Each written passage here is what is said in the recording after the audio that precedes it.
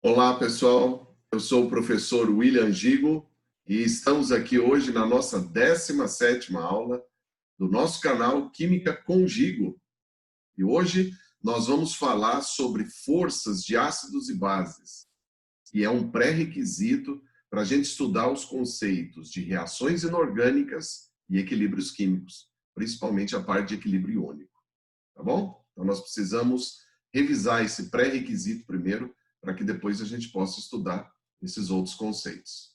Tá legal? Pessoal, não esqueça aí, por favor, no final do nosso vídeo, de você colocar aí o famoso joinha, nos ajuda bastante aí no canal. Não se esqueça também de se inscrever e apertar o sininho, para que você seja notificado toda vez que a gente publicar uma aula nova. Tá legal? Então vamos lá. Vamos estudar hoje os conceitos de força entre ácidos e bases inorgânicos. Muito bem. Então vamos lá. Vamos ver esse conceito e para isso nós precisamos inicialmente entender aqui duas palavras que vão ser bastante utilizadas ali na identificação da força. Nós precisamos saber a diferença entre ionização e dissociação. Os ácidos são formados por ligações covalentes. Quando nós jogamos ele em água, essa ligação será rompida e vai liberar para nós o famoso H+. Então, nesse caso, nós dizemos que o ácido ionizou. Então, você pode observar aqui no exemplo, nós temos ali o ácido clorídrico sofrendo um fenômeno de ionização. Veja que houve um rompimento da ligação covalente entre hidrogênio e cloro. Tá bom? Então, nesse caso, nós dizemos que a substância ioniza. No entanto, bases e sais, quando são jogados em água, também liberam íons. Nós teremos um rompimento do sódio, por exemplo, com o cloro, e nós teremos um rompimento entre o sódio e a hidroxila. Só que essa interação entre eles é uma interação iônica, uma ligação iônica. Então, nós dizemos que o composto sofreu dissociação. Tá bom? Porque nós quebramos uma ligação iônica, não uma ligação covalente. Então, ácidos ionizam e bases dissociam quando são jogadas em água. Tá bom? Tudo bem? Então, essa é a primeira palavra. Agora, a pergunta é: uma vez jogado em água, todas as moléculas vão sofrer esse fenômeno? Não, nem todas. Então, para isso, nós precisamos medir quantas sofrerão esse fenômeno de ionização ou de dissociação. Então, nós temos uma grandeza que mede isso, chamado de grau de ionização ou grau de dissociação. Grau de ionização para ácidos, grau de dissociação para bases, representado pela letra alfa. Tá bom? Ele mede para mim a quantidade de moléculas que ionizou em relação à quantidade de moléculas dissolvidas. Nesse caso, nós saberemos qual é a força dele. Por quê? Porque o grau de ionização no ácido ou o grau de dissociação na base vai me dizer quantos por cento do que você dissolveu em água está liberando íons. E quanto mais íons ele liberar, maior será o grau de ionização ou de dissociação. Então, nós podemos, nesse caso, estabelecer um critério para que você possa ter uma noção. Se o nosso ácido ou uma base tiver um grau de ionização menor ou igual a 5%, ele é considerado uma substância fraca. Então, você tem aqui, por exemplo, o ácido carbônico, que tem um grau de ionização de 0,2%. Se o nosso ácido tiver um grau de ionização entre 5% e 50%, esse ácido é considerado moderado, como, por exemplo, o ácido fosfórico, que apresenta um grau de ionização de 27%. No entanto, os ácidos fortes, eles terão graus de ionização acima de 50%. No caso, por exemplo, aqui o ácido clorídrico, cujo grau de ionização dele é de 92%. Tá claro? Então, o grau de ionização, ele me dá condições de saber se uma substância ioniza muito ou ioniza pouco. Ou mais ou menos, como é no caso moderado. Tá? Esse critério, ele é válido tanto para ácidos quanto para bases. Só que no caso das bases, nós teremos ou menor do que 5% ou maior do que 50%. Eu não tenho uma base moderada. Tá? Então, ela vai ficar dentro dessa faixa. Agora, a pergunta é, nos exercícios, William, obrigatoriamente vai aparecer o grau de ionização para mim, para que eu saiba se o ácido é forte ou fraco? Não. Infelizmente, nem todos os problemas trazem essa característica. Tá? Então, nós vamos utilizar um conceito, chamado conceito de Lewis, para que a gente possa fazer essas comparações. Nesse caso, é, infelizmente, por memorização. Tá bom? Então, nós vamos fazer uma diferença. Primeiro, entre os ácidos que têm oxigênio e os que não têm. Os que não têm oxigênio são chamados de hidrácidos. Tá bom? E aí, nesse caso, consideramos ácidos fortes. O clorídrico, o bromídrico e o iodídrico nesta ordem crescente.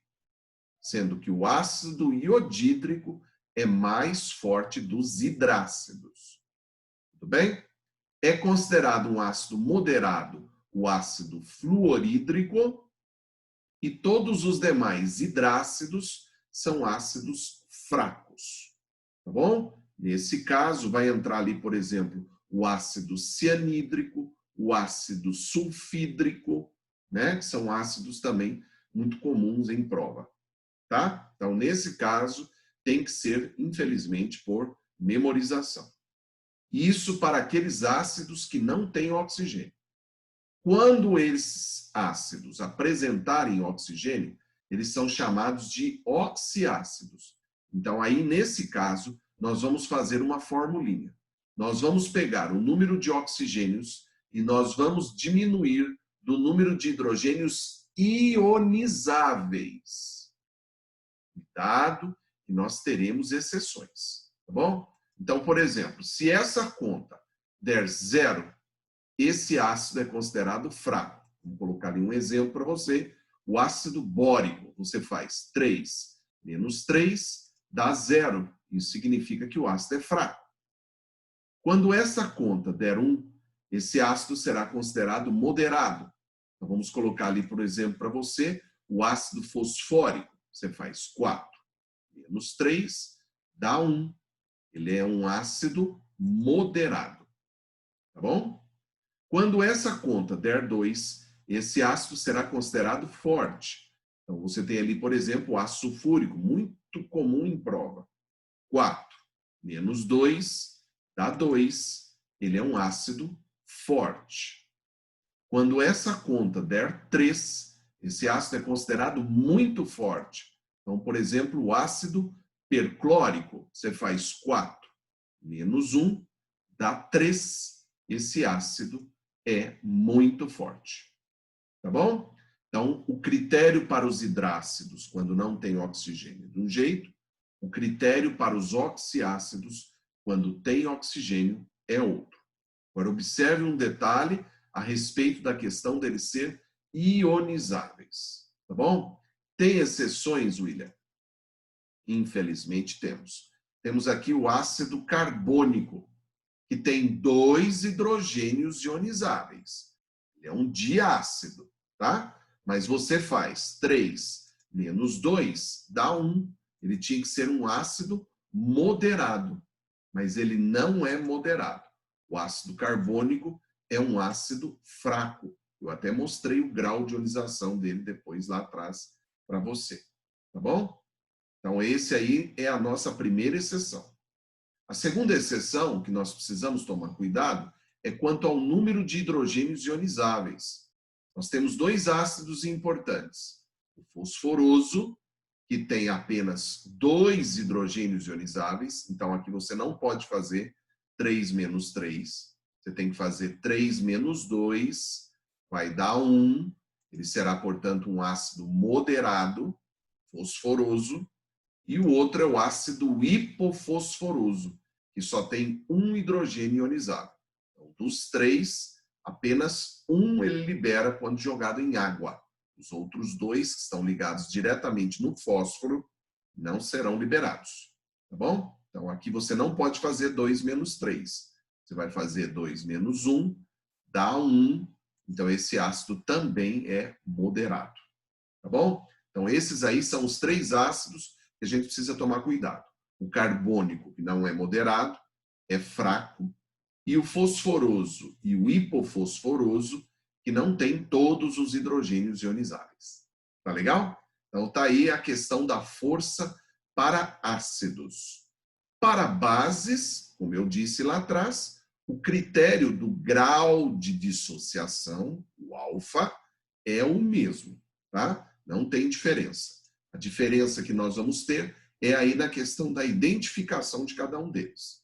Então, são ácidos fortes, os ácidos constituídos pelos metais alcalinos e alcalinos terrosos, hoje conhecidos como grupo 1 e grupo 2. Antigamente usávamos a convenção do grupo 1A e grupo 2A, tá bom? Então, aí você tem, por exemplo, o hidróxido de sódio, o hidróxido de potássio, o hidróxido de lítio, o hidróxido de cálcio e o hidróxido de bário.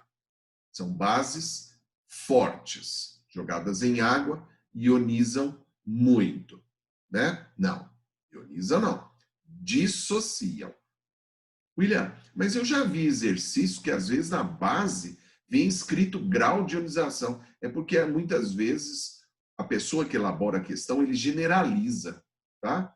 Mas o correto para você, principalmente quando você for escrever prova aberta, é ácidos ionizando e bases dissociando, tá? Fique atento a esse detalhezinho. Já nós temos aí bases fracas, todas as demais, que não são do grupo 1A nem 2A. Então, destacamos aí para você o hidróxido de prata, o hidróxido de amônio, muito famoso em prova, o hidróxido de alumínio, hidróxido de zinco, hidróxido férrico, hidróxido plúmbico, que é o hidróxido de chumbo 4. Tá? No caso das bases, temos exceções, William? Temos. Temos o hidróxido de magnésio, que não, apesar de ser de um elemento do grupo 2A, os metais alcalinos terrosos, ela não é uma base forte, ela é uma base fraca. Esse é o famoso leite de magnésio. Tá bom? Tá aí, gente. Isso aí é o que a gente queria mostrar na aula de hoje. São os conceitos de forças de ácido base. Esses conceitos têm que ficar bem claro para você, principalmente para você não ter dificuldade na parte de equilíbrios iônicos.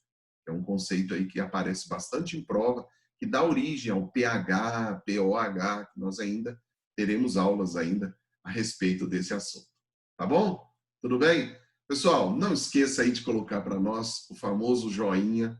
Não se esqueça de se inscrever no nosso canal, apertando o sininho, para que você seja notificado toda vez que nós publicarmos uma aula nova. E também não deixe de colocar os seus comentários. William, eu queria que você revisasse esse assunto aqui com a gente, que a gente está com mais dificuldade. E aí a gente monta uma aula especificamente sobre esse assunto para você. Tá legal? Tudo bem, gente?